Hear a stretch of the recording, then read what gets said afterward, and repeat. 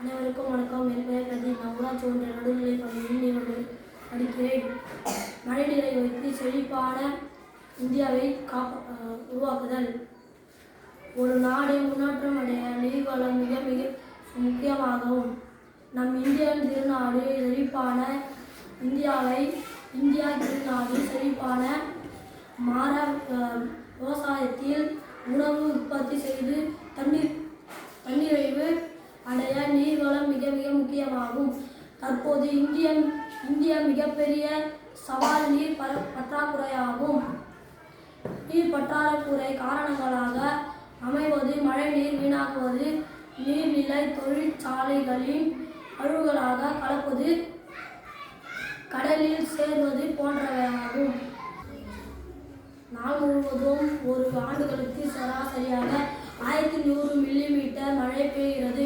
1 kilometre தேசிய நெடுஞ்சாலைகளை ஒரு வருடத்திற்கு 61 லட்சத்துக்கு மேல் லிட்டர் தண்ணீர் பாய்ந்து வீணாகி வருவதாக தேசிய நெடுஞ்சாலைகள் துறை ஆணையம் கூறுகிறது. தேசிய நெடுஞ்சாலைகளில் மழைநீர் சேகரிப்பு திட்டத்தின் கீழ் சாலை ஓரங்களில் மேம்பாலங்கள், டோல் பிளாக்கள் மற்றும் பிற கட்டடங்கள் புகையில் மழைநீரை சேகரித்து நிலத்தடி நீர் மட்டத்தை உயர்த்தவும், சாலைகளில் நீர் தேக்கலுக்கு தடுக்கும் மத்திய அரசு செயல்படுகிறது. இதன் மூலம் சேகரிக்கப்படும்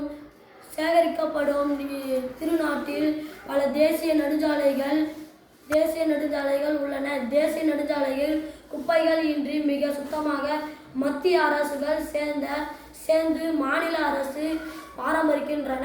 தேசிய நெடுஞ்சாலைகள் தேங்கம். இதுவரை வீடுகளும் அலுவலகங்களும் மேற்தளங்களிலிருந்து வீழும் நீரை மட்டுமே நம் நாட்டின் மழை நீரை சேகரிப்பு அமைக்க செய்துள்ளோம்.